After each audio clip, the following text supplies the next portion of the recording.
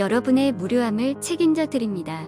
낮에 들으면 재밌고 밤에 들으면 멜랑콜리한 심야 썰타임. 오늘의 사연은 아파트 반상회에서 만난 이웃과 뜨거운 시간을 보낸 이야기입니다. 어떤 사연인지 너무 궁금한데요. 좋아요, 구독, 알림 설정 부탁드립니다. 그럼 사연 시작하겠습니다. 안녕하세요. 저에게는 4살 어린 어여쁜 아내가 있습니다. 대학 동기 시절부터 만나 흔히 말하는 CC 생활을 보냈죠. 아내는 군대에 다녀온 저보다 먼저 대학을 졸업하였습니다. 물론 지금보다야 힘들면 얼마나 힘들었겠냐만 어쨌든 취업이 힘들었던 그 시기에 이름만 대면 누구나 안다는 대기업에 입사하게 되었죠. 아내는 현재까지도 S기업에서 누구보다 열심히 일하고 있습니다. 꾸준히 일해 꽤나 괜찮은 직책을 얻으면서요. 이쯤 되면 제가 궁금하시겠죠? 저는 아버지에게 사업가 기질을 물려받아 여러 번 사업에 도전했습니다. 기생충에도 나왔던 명대사가 있죠. 대만 카스테라라고 아시나요? 제가 제일 야심차게 준비했지만 가장 매몰차게 망했던 사업 중 하나입니다. 치킨, 대만 카스테라, 카페, 심지어 룸카페까지. 마지막 룸카페는 지금 생각해도 조금 황당합니다. 제가 했던 사업 중 정말 그나마 잘 될 뻔했고 시내에 자리 잡고 있어서 위치도 괜찮았습니다. 그런데 데이트하기 좋은 장소로 입소문나면서 20대, 30대는 물론 10대들도 종종 찾았는데요. 가끔 지나가다 보면 룸 앞에서 이상한 소리가 나는 겁니다. 사람 소리 같기도 하고 뭔가 꾹 참는 소리. 그러면 안 되지만 철저히 프라이버시를 지켜주는 룸카페지만 저는 사장이기에 제가 생각하는 일이 일어나면 안 되기에 문을 열었는데 정말 어이가 없었습니다. 교복을 반쯤 벗은 학생들이 쪽쪽거리며 키스를 하고 몸 여기저기를 만지고 있더군요. 그러면 안 된다고 어른의 도리로서 훈계를 뒀더니 글쎄 그 남자 고등학생 하는 말이 여기 이미 소문짝 났거든요. 여기서 하고 나온 애들 얼마나 많은데 A씨 이러는 거 아닙니까? 진짜 요즘 애들 기가 막혀서 경찰에 신고한다고 했더니 역으로 저에게 신고한다고 협박을 하더라고요. 여러분은 어떻게 생각하세요? 진짜 어이없지 않으세요? 너무 기가 막혔습니다. 마음대로 하라고 했더니 정말 신고했더라고요. 경찰도 신고가 들어와서 어쩔 수 없다며 그렇게 문을 닫게 됐습니다. 요즘 10대들 정말 빠르더라고요. 잘 나갈 뻔했던 룸카페마저 폭삭 망하고 심지어 경찰까지 왔다 갔다 하니 아내에게는 면목이 없었죠. 부모님께도 죄송한 마음뿐이었고요. 하지만 천사 같은 아내는 저를 믿고 계속해서 투자금을 마련해 주덥디다. 오빠는 할 수 있다며 언젠가는 성공할 거라고 믿는다며 사랑하는 아내에게 해줄 수 있는 것은 성공뿐이라는 마음으로 비트코인에 손을 댔습니다. 신은 저를 버리지 않았던 건지 다행스럽게도 비트코인으로 그동안 망했던 사업 투자금을 반 정도 회수했습니다. 바로 EX리움으로 말이죠. 저는 그 이후부터 데이트레이딩 전용 전업 투자자로 전향했죠. 요즘은 장이 좋지 않아 내내 손실만 보고 있지만 그래도 이미 한 차례 돈을 거하게 빼낸 이유라 조금 안심이 되더라고요. 그렇게 큰 돈이 들어오자 부동산 사업에 눈길이 가더군요. 경기도에 꽤 괜찮은 신도시로 이사를 가게 되었습니다. 전세 주택에 살던 현재보다 아파트에 가면 더 좋은 것 아니냐며 대시시 웃던 아내가 어찌나 예쁘던지요. 이삿날 머리를 쓰다듬으며 앞으로 내가 더 잘하겠다고 이 여자만큼은 내 손으로 지키겠다고 다짐했더라죠. 아내는 여전히 출근을 위해 아침마다 일어나야 했으며 주로 새벽에 거래를 하는 저는 종종 늦잠을 자며 아내를 배웅하곤 했어요. 아마 이사한 지 얼마 지나지 않은 날이었을 겁니다. 어느 날 아내가 반상회의 존재를 알고 한번 참여해보는 게 어떠냐고 물어보더군요.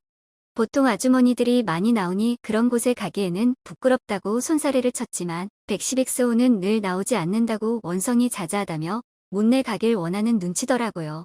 가기 싫으면 가지 않아도 괜찮다고 했지만 아주머니들이 계속해서 아내에게 눈칫밥을 주는 것 같기에 그냥 가겠다고 했습니다. 사랑하는 아내를 위해서 이 정도는 어렵지 않았으니까요. 시간대도 어찌나 주부를 노린 시간대인지 평일 오후 2시에 티타임을 가진다고 하더라고요. 요즘 반상회는 분위기 괜찮은 카페에서 커피를 마시며 진행된다지 뭡니까. 딱 밥 먹고 여유 드는 시간에 만나서 떠들다가 저녁 만들 시간이 되면 헤어지는 거죠. 정말 내가 어울리기 참 힘든 자리라고 생각하던 그때 아내는 고맙다며 저를 향해 배시시 웃어줬습니다. 내심 크게 바라고 있었는지 안도감에 가슴을 쓸어내리는 모습이 어찌나 야릇하던지요. 뭐 어려운 거라고 그래. 진작 말을 하지. 그래도 자기가 곤란해할 것 같아서 말할 수가 없었어요. 읍차, 시무룩해진 아내를 있는 힘껏 들어올려 침대로 향했습니다. 들자마자 눈이 휘둥그레지는데 그 모습이 얼마나 귀엽던지요. 강아지 같은 눈망울을 가진 눈이 더 커지는 순간이었습니다. 그날 밤은 정말 그녀와 끝도 모르는 상태로 갔던 것 같습니다. 어찌나 분출을 많이 했는지 그녀의 아래는 정말 물이 마를 새도 없이 질질 흘렀더군요. 날이 지나 어느새 반상회 당일이 되었습니다. 긴장되는 마음으로 어떤 옷을 입어야 할지 정말 많이 고민했습니다. 정장을 입고 나가자니 너무 꾸민 것 같고, 가볍게 티만 입고 나가자니 너무 대충 나가는 것 같고, 다른 사람은 도대체 어떻게 입는 건지 그냥 멀끔한 셔츠에 적당히 폭이 좁은 바지를 입고 나갔습니다.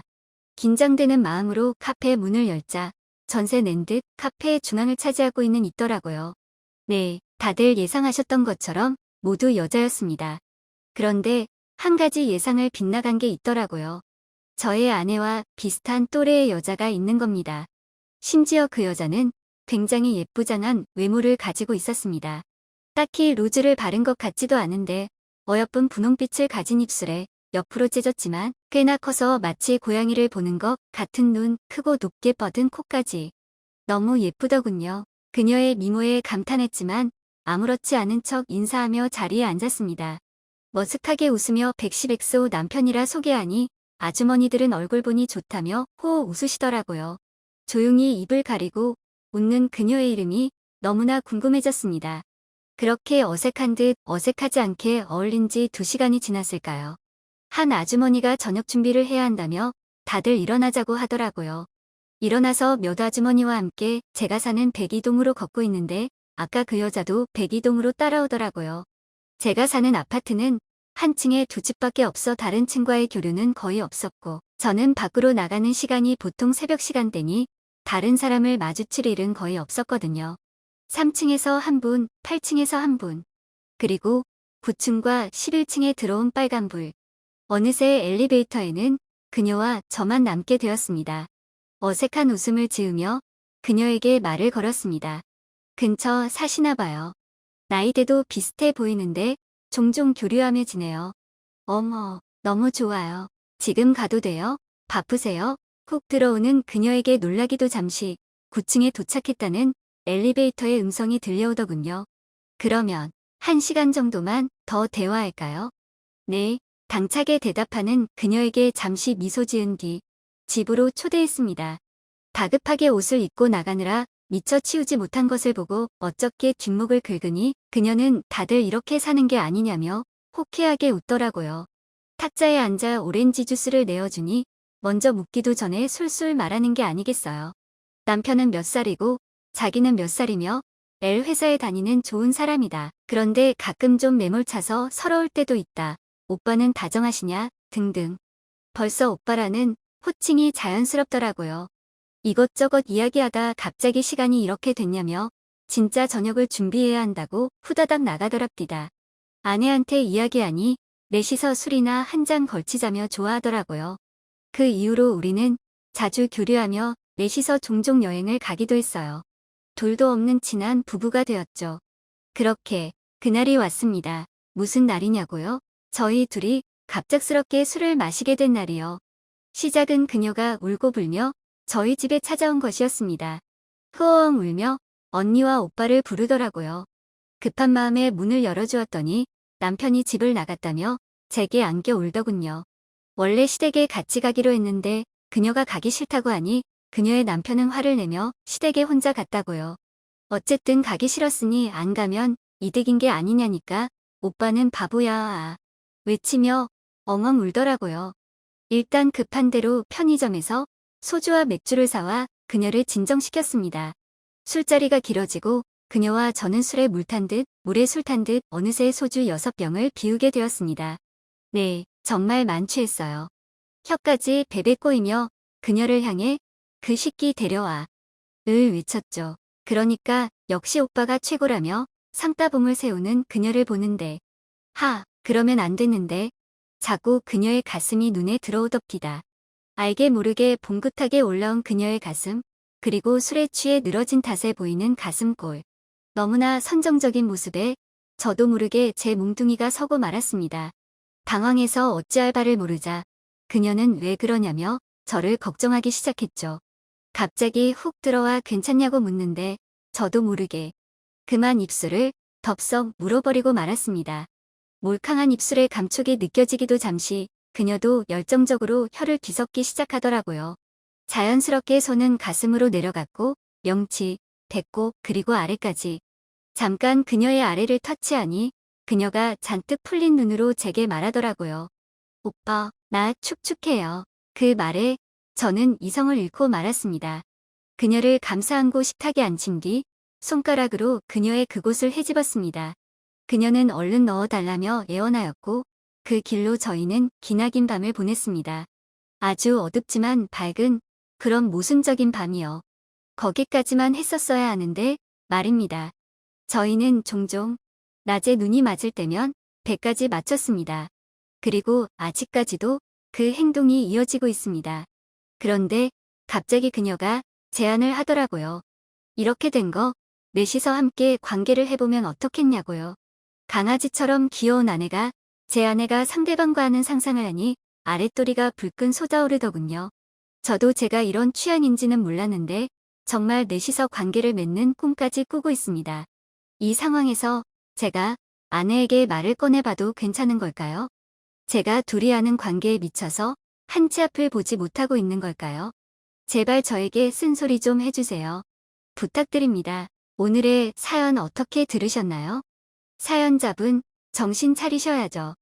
아무리 좋아도 위험한 거 아닌가요? 하지만 넷이서라니 고민하시는 것도 왠지 이해가 가네요. 여러분들은 어떠신가요? 댓글로 의견 남겨주시면 감사하겠습니다. 사연 재밌게 들으셨다면 좋아요, 구독 눌러주세요. 다음에도 재밌는 썰로 찾아뵙겠습니다. 감사합니다.